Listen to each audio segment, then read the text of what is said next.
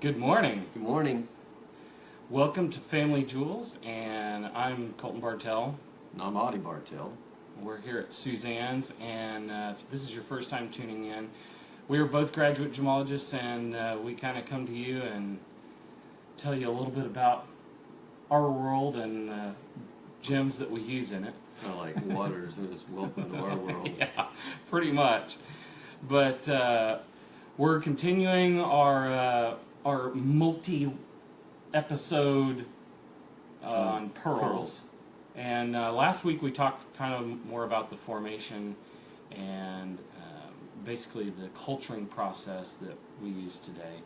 And so we just wanted to continue with this, but we're going to get more into the varieties of pearls and talk a little bit more about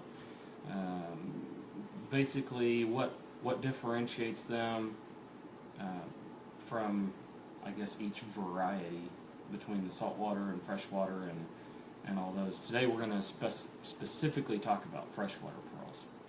Yeah, and the freshwaters, I guess there's not as many, varieties, I guess, but a lot of the nomenclature, whatever, is more based on shape of the pearls than anything. Mm-hmm. Most of the freshwater pearls are what we call Baroque,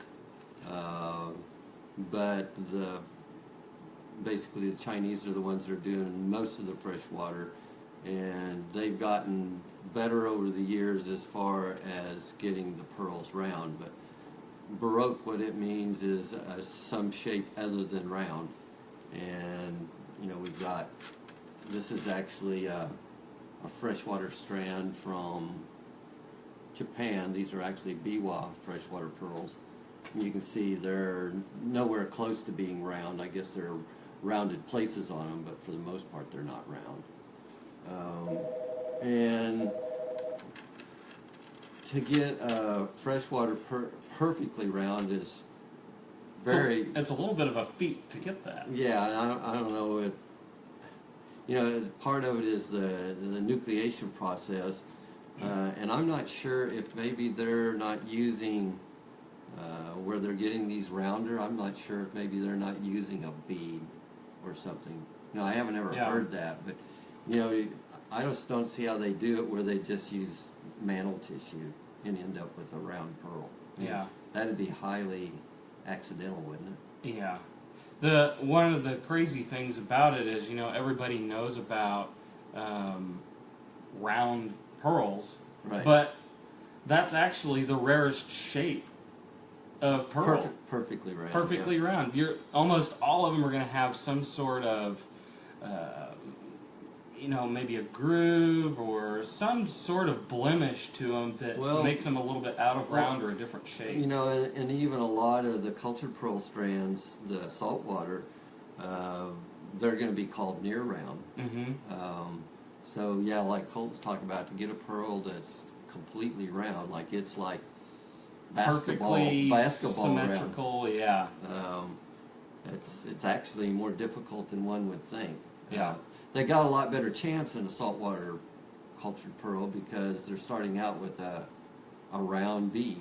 Yeah. So if everything grows right, they end up with a round bead. But, yeah.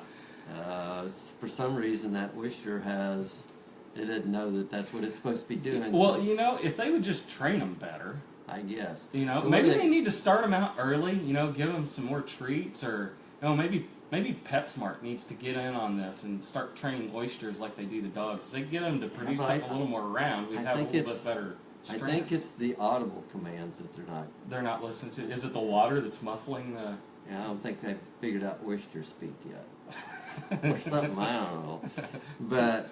Sounds like just a lot of water squishing. Well, and what do you use? Like a bullhorn? They're underwater. Well, that, and then you got, And think of all the distractions. Yeah. You got all these fish that are... Like porpoises or something down there, and ships going by, I mean, it's amazing they get them as round as they do. I know, right?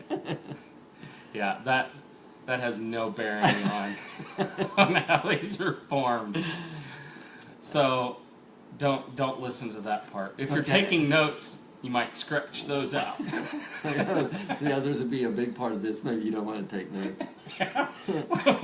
We need to do this at the aquarium.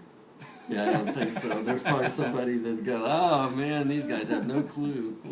I know we have some friends out there that are marine biologists. We're sorry. Yeah. Yeah. I think they got a better shot at that porpoise doing a round pearl than. Yeah, I don't know that At you least you want that talk one. to them. Well, Okay, so the other thing is, these are what, like button pearls or Mhm. coin coin pearls. pearls. We've And you got can some see button pearls over there. yeah, Yeah. they're round, almost flat like a pancake. Kinda. Yep. In fact, some of them kind of look like pancakes. I know. And these can come in colors. I mean, granted, you know, it's a little difficult to tell on there. They're pretty much white, but they're going to have a little bit of a grayish, Yeah. grayish. And maybe, of course they have the iridescence too. on the surface there. Where's the other ones at? Yeah, Yeah, we should have some button pearls over there. Those are saltwater though. these aren't. These aren't. These are still. Those are freshwater. Yeah. Okay. And But we've got some. Where's the other ones that are? Maybe we sold those. Well, we had some other ones that were more color to them because these still. Oh, yeah, we did. Still We did. look a lot like the other ones, but These have a little bit more. Some of them have a little more pink. Some of them have actually kind of a little bit of a bluish green, yeah. and then some white and kind And of that- peachy yellow. I think a lot of that color is where these are freshwater. Could be maybe some chemicals or It could be even minerals yeah, it that could- are in the water that are Yeah. causing it. Yeah, different, different contaminants and stuff that may be in the water, or even just different nutrients that those oysters are taking in could possibly alter the Mhm. color of those a little bit. Kind of a little bit like maybe sapphire. I mean, you get some other mineral or When element in there, then they start to change colors. that rock eats something else. Yeah. I don't know about the eating part. But it's about as weird as The dolphins tell the oysters what to do. yeah. That But- would be cool if they could do that. Yeah, it would, but I don't know if they have much say so there. No. But one thing with freshwater that we see a lot of is dye treatment. And a lot of that, they call it pinking. And some of these, you may have similar colors to what may occur naturally, but they dye them slightly to make them appear more. Yeah, but you can get for grins here, and these are illustrious. really baroque, and like These are almost broke. well, and I'll just kind of show you. This one, these you can almost do it like clouds. You look at a cloud and you see like Yeah, you're trying to figure out, because we got one over there that looks like a rabbit. That one almost looks like a hen. well, and to me it kind of looks like that octopus. He's got his legs all, he's kind of got the big head there. But everybody sees clouds a little different. What are you looking at me for? But this is actually natural color, so it's almost like Yeah. a purple. Our lights maybe just a little bit. And this is actually one of the pieces that was in our photo that we Is it? shared earlier through Instagram, but it's also posted on our Facebook page. This is all natural color. There's Yeah. another one, the rabbit one, or the one that looks It's a little like bit more white. Where's the one that looks like an elephant? That may be. Oh, here's the rabbit one. Yeah, Let's see if I can kind of get him where he's. focused. Yeah. There you go. There he's like Yeah. he's setting. Yeah. Got his ears back here, and this one is more white. He's got a little bit of brown on this other side. Our cloud description. Yeah, but this is more like what, especially early on. What they were getting. Yeah, Yeah. and these are huge pearls. I don't know, what would that be? An inch? Oh yeah. Inch long, anyways, or whatever. Oh yeah, it's probably 1.25 by an inch. I mean these are pretty big. When you start getting to this size, I mean, that oyster at this point has had its way with that thing. I mean, it's kind Yeah. of, it's gotten so far away from the original bead. You can still have kind of a But reminiscent. this is not normally done with a bead anyways. This is- Well, but you've got, I mean, like these, they're obviously, they've got some sort of a round nucleus that's in these, because they all share that one part that's a little bit more round, and then it just kind of ballooned out from there in all directions. But yeah, these are natural color, so they do have some body color to them, like that one that he's got You got there is the kind of a silver. pinkish purple on one side and kind of a silver color on the other.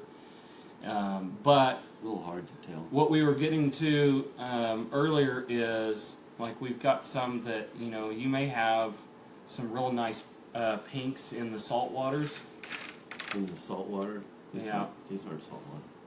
and then with the fresh waters, I was having to just grab these just to show it. Ah, With the fresh waters, they'll actually slightly dye these to give them the look of the saltwater pearls that are actually much more expensive. It's kind of a little bit of a kind of a makeover that they're doing on them. They're trying to make them look a little prettier than what they do.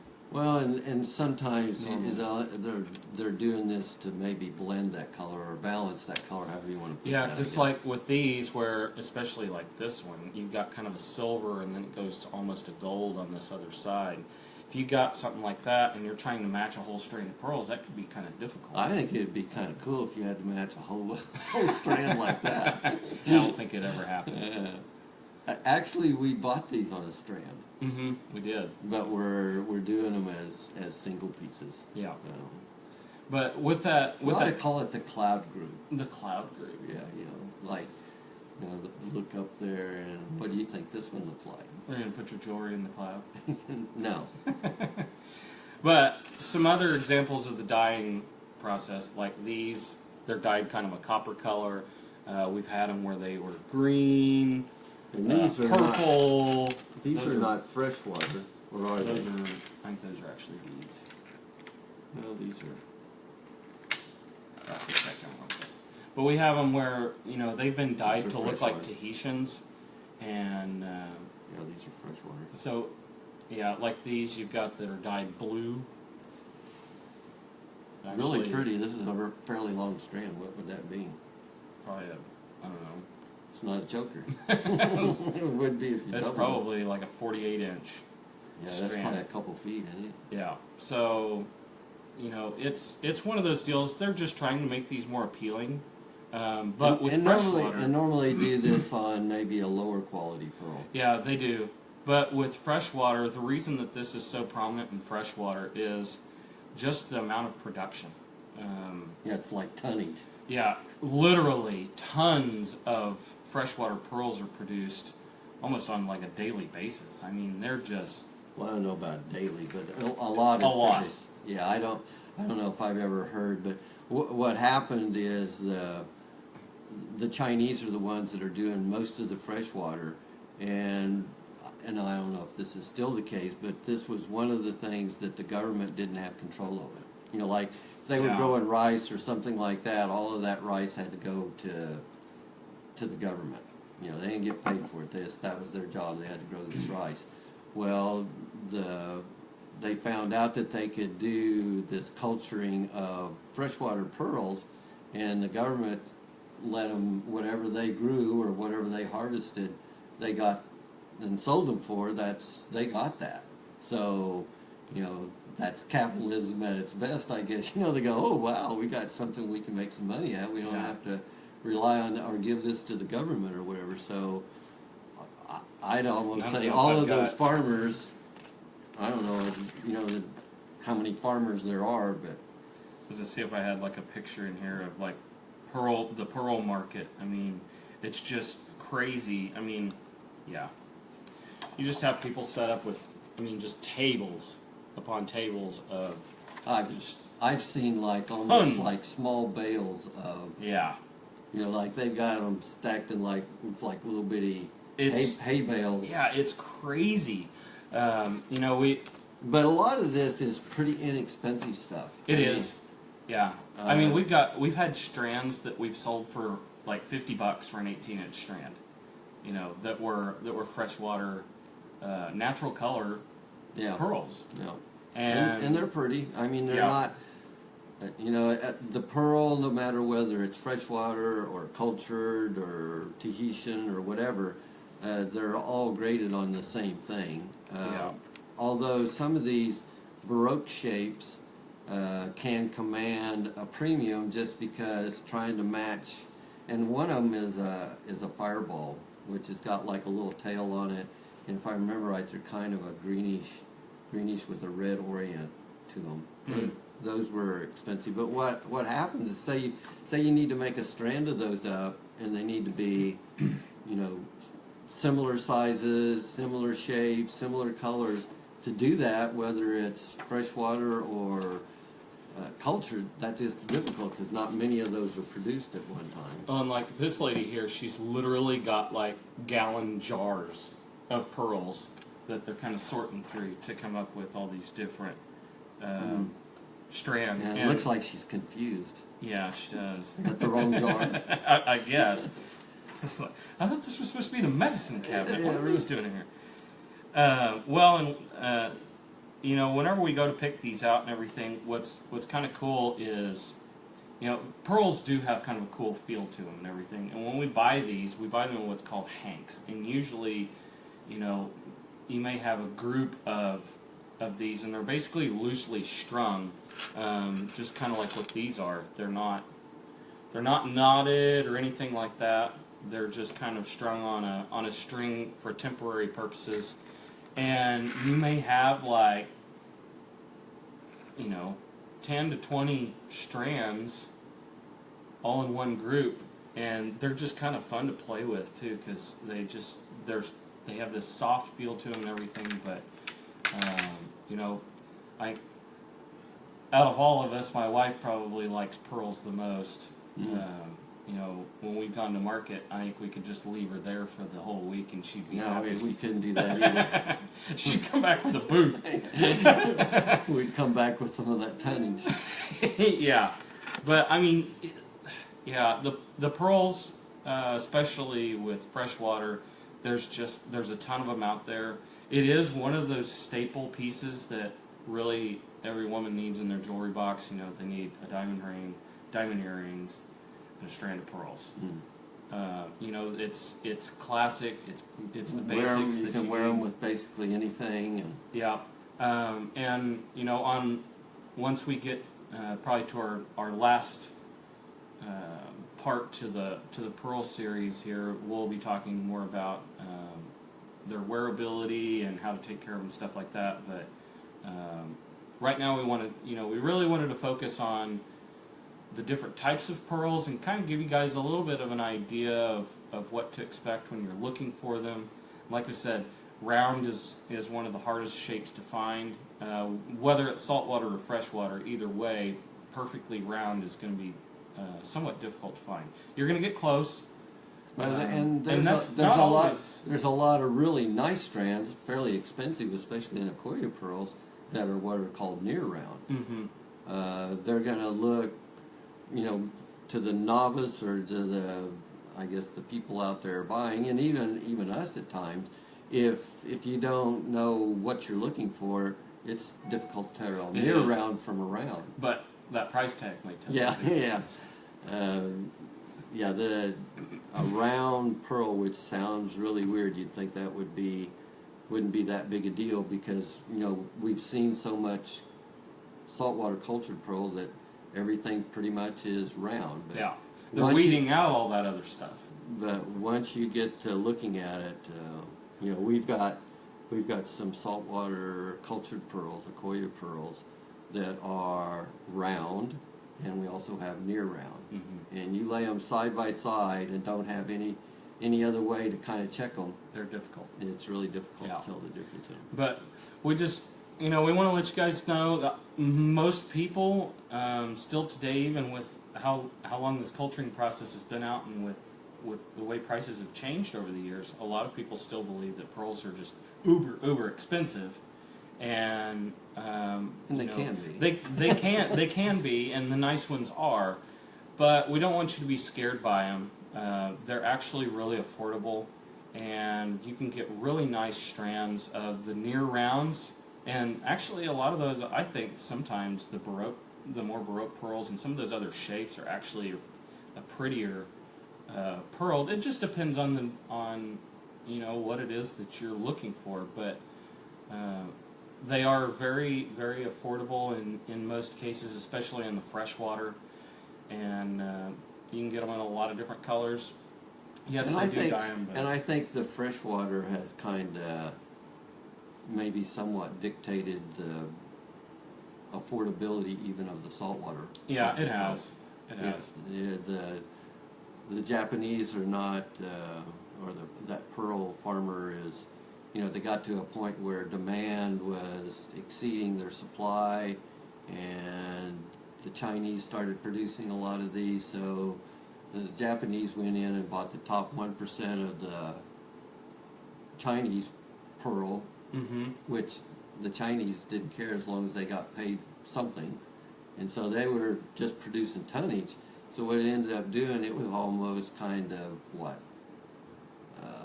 offsetting what Yeah. they couldn't produce themselves. They weren't mixing it, but you can actually buy a saltwater and a freshwater cultured pearl that look almost identical. Yeah. Um, I would say in most cases, even for some that's been in the business for a long time, it could be difficult for them to differentiate some of those. yeah. So, but that's kind of what we've got to share on freshwater this week. Wanted to say hi to some of you guys that tuned in. Adrian and Cheryl, hello. Oh, wow. And I know Yasser had joined in, one of my buddies from GIA. So Do I know Yasser? I'm not sure if you met him or not. Did he eat pizza? I know we went to that pizza deal with a lot of. Oh no, I don't think he did. But hello to you guys. Thank you for joining us. And then check us out next week. We're going to be talking about saltwater pearls, and we're going to be showing you a lot more in the saltwater range, I guess, and talking a little bit more about those. And kind of I guess there's a little bit more to talk about with those because we've got so many varieties of oyster that are producing pearls there, and kind of tell you a little bit more about what makes each one of those unique. But that'll be next week, so check us out next Tuesday at 10:45 a.m. right here on Facebook. But we thank you guys for joining us, and we will see you next week. Thank you. Bye.